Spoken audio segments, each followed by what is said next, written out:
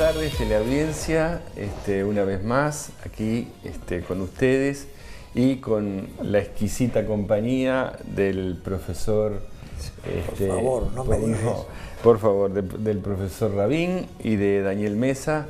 Y bueno, seguiremos desgranando esta rica historia de los 230 años de Pando, lo cual estamos tratando de comprimirla lo más posible, porque es muy rica, muy anecdótica, en estos programas que se van dando sucesivamente. Así que bueno, en el último programa habíamos por último hablado de cómo se había poblado, quiénes habían sido los últimos pobladores, los primeros pobladores en Pando, y ahora ya entraríamos, Daniel, en el proceso revolucionario. Sí, vamos a insistir en lo que tú acabas de decir, de que estos son datos que vamos aportando, claro. Porque cada dato que damos podría encerrar un programa en sí mismo. ¿Sí? Además, es un desafío también para quienes nos están mirando, de si tienen interés en investigar, en buscar información, que lo puedan hacer. Eso es muy importante porque es la siembra, porque ellos se tienen que dar cuenta de que el esfuerzo que estás haciendo es enorme, porque son 230 años metidos en una hora y media de programa, ¿no? Sí, así que vamos a ir muy rápido, no los queremos aburrir tampoco, porque el gran problema de la gente que habla de historia es que a veces somos muy aburridos. Sí, vamos a hablar especialmente un tema que nuestros vecinos muchas veces no conocen, que es el vínculo de la familia Artigas con Pando. Exacto. Claro, vecino de estancia. Claro, el abuelo de nuestro prócer tenía la estancia lindera, ¿verdad?, a la de Gaitán, que después queda Meneses con ella, ¿verdad? Quiere decir que es uno de los primeros habitantes en la zona del arroyo Pando, el abuelo de Artigas.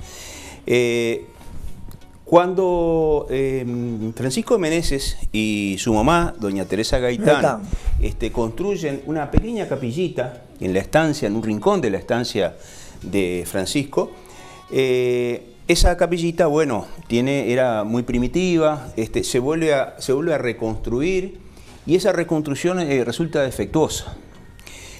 Y interviene el padre del prócer y un hermano del padre del prócer, del hermano del padre del prócer, solicitándole a las autoridades eclesiásticas de Buenos Aires la reconstrucción de la capilla.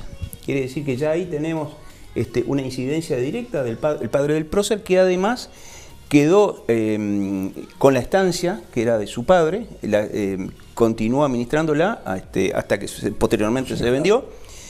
Y también tenemos que decir que nuestro prócer estuvo en la guardia de Pando, como blandengue.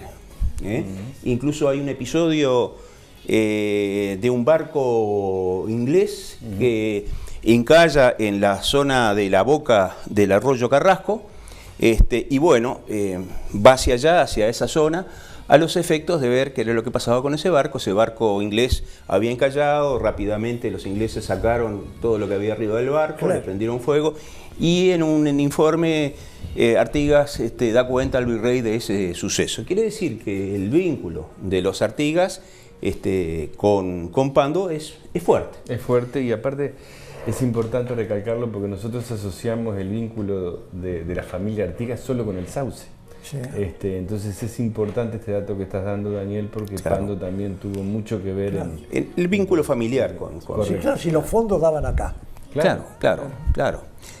Lo que sí tenemos alguna duda, que lo hemos manifestado, sobre el lugar donde estuvo esa guardia, ¿verdad? Que los otros días estuvimos hablando de eso, que no la podemos ubicar. Que no la hemos podido ubicar, posiblemente historiadores militares, porque esa guardia fue retirada en 1763 y vuelta a instalar posteriormente, con historiadores militares que podamos llegar a saber dónde estaba esa guardia. Nos comprometemos a indagar y darle... Sí, porque es importante esa guardia, ¿no? Porque ahí, primero porque tuvo Artigas, pero era la guardia que tenía la jurisdicción de toda la región. De toda la región. De toda nuestra región pandense. Sí, claro. Es así. Bueno, y vamos a hablar de un poquito, brevemente, de la Batalla de las Piedras, el 1811, y hay un hecho vinculado con Pando, es que el hermano del prócer viene desde Maldonado, con voluntarios, pasa por Pando, pasa en forma sigilosa porque los españoles también estaban atentos a esos movimientos que se estaban produciendo, para unirse con José Artigas, con su hermano, en las cercanías de Toledo. Y ahí, a partir de las cercanías de Toledo, parten. Artigas estaba en Canelones, se acerca hacia esa zona, se unen esfuerzos los dos hermanos con sus tropas, y ahí parten para la batalla de las Piedras. Así que lo que tenemos relativo a esa parte de la historia es que el hermano de Artigas pasa por acá para unirse con sus tropas para unirse a su hermano. Para unirse a su hermano. Claro. Bueno, vamos a hablar un poquito de la Constitución. Claro. Hay una cosa muy interesante. Siempre ha existido una discusión sobre cuándo nacemos como nación. Por supuesto. Y bueno, y creo que hasta hoy seguimos discutiendo cuándo los uruguayos nos constituimos con nación, unos más temprano, otros más tarde. Sí. Pero yo tengo una idea clara de eso, después lo hablamos. Es un tema, daría para hacer le proponemos hacer un encuentro con gente que tenga distintas opiniones, sí, para hacer un programa polémico. Yo ya te digo, después que lo escuché, porque tuve el privilegio de escuchar la versión ya de la Juria de la Constitución, digo, quedé asombrado porque no tenía ese dato, sinceramente. Así que te invito a que lo expliques, porque bueno, es muy relevante. Ustedes saben que la primera constitución acá en nuestro territorio fue la Cisplatina. Claro. La Cisplatina, luego de las invasiones portuguesas, y en realidad fueron los cabildos los que juraron el nombre del pueblo que representaba. El nombre del pueblo. Claro. Pando no tenía cabildo, así que Pando no estuvo presente. No juró esa constitución. No juró esa constitución. Creo que un comandante militar que estaba en esta zona acá participó en esa sesión del cabildo, pero Pando como pueblo en realidad no juró esa constitución, juró sí Porque como bien dijiste, eran todas las ciudades y pueblos que tenían cabildo. Que tenían y al cabildo. no tener cabildo, Pando estaba por fuera de esa constitución. Pando va a jurar la constitución de 1830, pero hay un antecedente que también, para los curiosos, que sería importante detallar antes de este episodio, que es el episodio de la Constitución de Bayona, de 1808. Porque ahí hubo un representante designado por el virrey Liniers para participar en esa jura de la Constitución de 1808, que al final no aparece su nombre, no aparece su firma, aparentemente habría recibido algún tipo de instrucción posterior, sí, que era un nieto de Antonio Pando y Patiño. Mira. No, qué interesante. Se llamaba León Pedro José de Altolaguirre Pando. Era hijo del menor del agrónomo y oficial real criollo Martín José de Altolaguirre y la porteña María Josefa de Pando. Quiere decir que había un descendiente de Pando en ese primer acto. En Francia, en la Constitución de Bayona. En la Constitución de Bayona. Bueno, tenemos unas llamaditas por teléfono porque no apagamos el celular. Nos olvidamos así que le vamos a pedir disculpas a los oyentes estas interferencias que suceden con estos aparatitos que nos tienen permanentemente atentos, ¿verdad? Bueno, muy bien, quiere decir que vamos al acto de jura de la Constitución. Que es importante. Pando fue la ciudad de Pando fue, o la población de Pando, vamos a hablar correctamente, fue uno de los 24 pueblos que juraron la Constitución en nuestro país. No era un requisito de perfeccionamiento de ese acto jurídico, porque no lo requería, pero sí era la expresión del pueblo. La voluntad del pueblo. La voluntad del pueblo, ¿verdad? Reunida frente a las autoridades. De jurar la Constitución. De jurar la Constitución del nuevo Estado, ¿verdad? Que se ponía en contraposición con aquel acto que había sido arrancado, ¿verdad?, a los cabildos por la Constitución anterior, la Cisplatina. Bueno, ¿cómo se jura la Constitución en Pando? El juez de paz, José Luis García, enfrente a la vieja capilla, acompañado de dos curas, Gregorio de Socas y otro cura de apellido Figueredo, que vamos aquí a salvar un error que se ha cometido, involuntario, por supuesto, en la historia que se ha escrito a través del libro más viejo que tenemos de historia de Sinola, sí, claro, de Sinola, Don Elio Sinola, que claro. dice que Figueredo era hermano de Benito Figueredo. En realidad Benito Figueredo fue un cura importantísimo en esa época revolucionaria, era argentino, con la denominación actual, había nacido en Buenos Aires, del otro lado del río, y no tenía hermanos.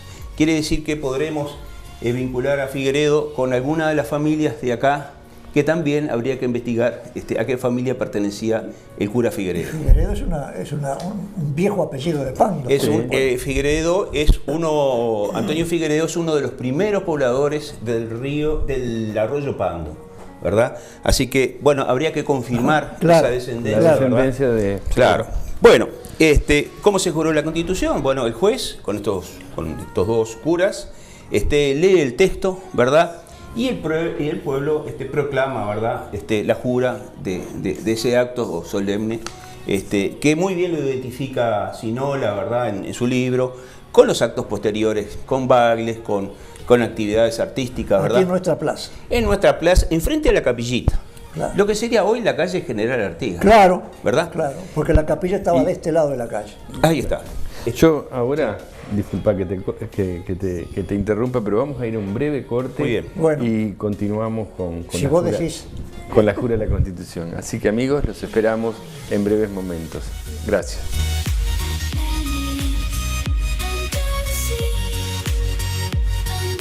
¿Qué es Por Saleu? Fundación por la Salud del Paciente con Leucemia o Linfoma. Es una fundación sin fines de lucro que apoya al paciente con leucemia, linfoma y otras enfermedades graves de sangre o ganglios. ¿Quiénes las integran? Médicos y enfermeras del Servicio de Hematología del Hospital Maciel, los propios pacientes y sus familiares, expacientes y voluntarios en general. ¿Qué se necesita? Apoyo. Y tenemos la cuenta del Banco de la República, cuenta corriente 152-5707-8 y 152-5700-0 de pesos y dólares respectivamente. También débito automático en la tarjeta de crédito de OCA. Por Saleu, Fundación por la Salud del Paciente con Leucemia o Linfoma. Daniel Stabile, Peluquería Unisex. Brinda servicio de prótesis capilares oncológicas tejidas a mano con cabello natural.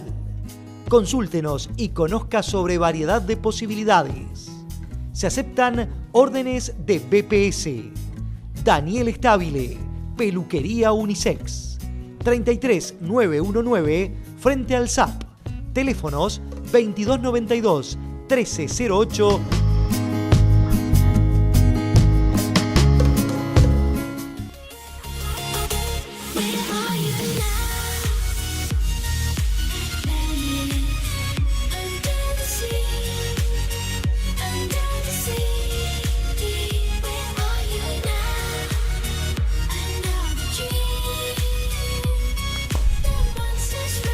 Amigos, estamos nuevamente con ustedes y bueno, retomamos el tema que era justamente la jura de la Constitución de 1830 por parte de Pando.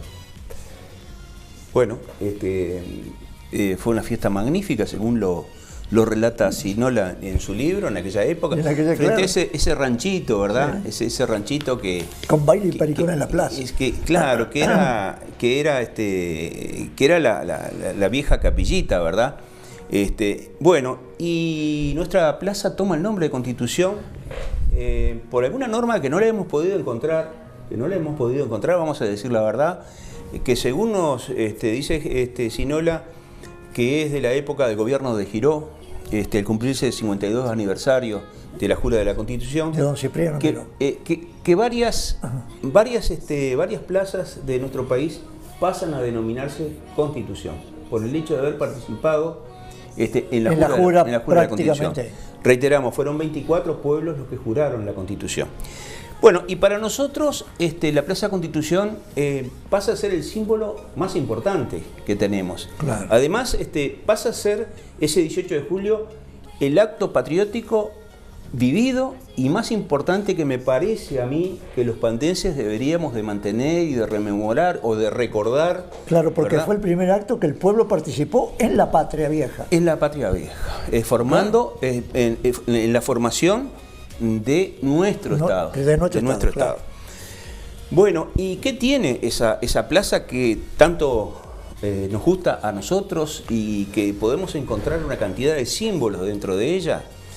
Y nos encanta, por ejemplo, esas palmeras que fueron plantadas cuando terminó la Primera Guerra Mundial. Nos encanta un cedro que está plantado allí por los libaneses en 1979, cuando presidía la Asociación de Libaneses nuestra querida y difunta Filomena Apu. Filomena Apu. Nos encanta ese monumento hermoso, precioso, colocado ahí en 1954. Y que bueno, que nos trae también a entender por qué ese monumento está colocado así de esa manera. Sí, eso es una cosa muy importante, sí. Que el pueblo lo sepa todo eso. Sí, nosotros tenemos por supuesto una interpretación personal de ese monumento colocado así de esa forma, porque en todos los lugares está siempre mirando hacia el este, hacia el oriente. Hacia el oriente, hacia el este. Aclaremos a la teleaudiencia que estamos hablando del monumento al prócer José Artigas, sí. Porque está mirando, digamos, hacia... Que fue uno de los primeros monumentos al prócer que se hizo. Sí, es un monumento que se recogió bronce durante mucho tiempo, allí mismo en la misma plaza. La gente iba, depositaba las cosas que tenía de bronce. Hoy eso sería muy difícil de hacer, ¿verdad? Claro, Y hubo un esfuerzo colectivo, ¿verdad? Deberíamos un poco de estudiar un poco las instituciones que participaron, ¿verdad? Claro. Para ese esfuerzo colectivo que fue el monumento Artigas. Bueno, entonces decíamos que entonces Artigas no estaba mirando, el monumento de Artigas no está mirando hacia el este o hacia el oriente, sino que está mirando hacia la avenida, hacia la avenida que lleva su nombre, que es General Artigas. Está mirando hacia el oeste. Hacia el oeste. Está mirando, en aquel momento lo que había allí era el templo de la Logia Silencio, ¿verdad? Pero en el lugar del templo de la Logia Silencio, ahí estuvo la primitiva capilla. Claro. Y ahí estuvo el lugar donde el pueblo de Pando juró la Constitución. Quiere decir que Artigas está mirando, el monumento de Artigas está mirando hacia el lugar donde el pueblo de Pando, de alguna manera, conmemora, ¿verdad?, el nacimiento de nuestra patria, de nuestro Estado. Sí, eso es una cosa muy importante decirlo, porque la gente dice el monumento, pero ¿por qué está emplazado así y de qué manera está emplazado? Claro, y las interpretaciones también quedan medio libradas al azar y es bueno esta aclaración, digo, que es lo más lógico de que en ese momento se hiciera mirar al bronce hasta hacia el lugar más emblemático que tuvo y que tiene Pando, que es nada menos donde se juró la Constitución. Nosotros tenemos además que referirnos a esa colocación, que fue el jefe de UTE de aquel momento, el señor Trigo, que con una grúa, ¿verdad? Con una grúa levantó y colocó el monumento en su lugar, ¿verdad? Así que bueno, dejamos librado esta interpretación que nosotros damos. Obvio. A quienes la quieran hacer. Nosotros entendemos que esa es la mejor forma de entender todo eso, ¿verdad? Es nuestra interpretación, podrá haber otras y bueno, son pluralista, ¿no? Que abarca a todos los pandenses, que es una cosa muy importante. Claro. Correcto. Y tenemos dos cosas más que decir de la plaza. Primero, que la plaza Constitución, fines de 1800, había tenido un perímetro con una verja, una reja, claro, con portones. Tenemos que recordar que en las plazas antiguas, no había autos, lo que habían eran animales, ¿verdad? Eran caballos, carros, y esas verjas eran parte de la protección. Contrariamente a lo que sería hoy día, ¿no? Que hoy día tenemos que enrejarlas para que no pasen los humanos. Antes era para que no pasaran los animales. Claro. Bueno, y tenemos que por último también decir de que allí también está el monolito al Fundadores, ¿verdad? Sí, cierto. Es un monolito de la década del 40, ¿verdad? Que está instalado allí, que la gente de Pando lo colocó allí en homenaje a ese proceso fundacional y de los fundadores. De los patricios fundadores de Pando. Así que le decimos a los pandenses que tenemos una plaza cargada de historia. Que hay que saber mirar, que hay que y saber preguntar. Mirar, que hay que saber mirar, que hay que saber valorar, sí, y que todos tenemos que cuidar. Y que aparte, digo, bueno, rescatar también los festejos, ¿no? Digo, que Pando tiene un debe, digo, con las celebraciones patrias, con el 18 de julio, justamente. Y bueno, como otrora era, digo, esa fecha tendría que ser una fecha, o la fecha más importante patria para los pandenses. Claro. Tenemos que agregar algo, porque los pandenses también, en conmemoración de ese hecho patriótico, tenemos una calle que se llama 18 de julio, sí, ¿verdad? Y el edificio municipal, durante la administración de Gervasio González, se inauguró un 18 de julio de 1971. Quiere decir... Corregime, sí, el arquitecto González Gatti fue el diseñador. El arquitecto González Gatti fue quien hizo el diseño del edificio. Fue un edificio muy importante para la época, claro, porque fue de hormigón armado. Claro. Venían los estudiantes de arquitectura a ver cómo se había construido. Cómo se trabajaba el hormigón armado. Cómo se trabajaba el hormigón, que colaboró en forma fundamental el ingeniero Rendo, que era un especialista. El calculista del hierro armado. Y era un especialista en hormigón armado. Sí, sí, sí. ¿Verdad? Así que tenemos que darle a ellos dos la importancia. La importancia. Pero además también participaron artesanos de la zona, como el señor Márquez, que trabajó con un esgrafiado del Éxodo que todavía está en el hall del edificio, en madera, trabajos en madera. Tallada, sí. Sí, yo Soldi, el señor Soldi, que en aquella época trabajaba con cerámica, hay cerámicas, es decir que no solamente fueron estas dos importantes figuras que trabajaron en el edificio, sino que también una cantidad de artesanos, sí, de la zona, sí, que también participaron.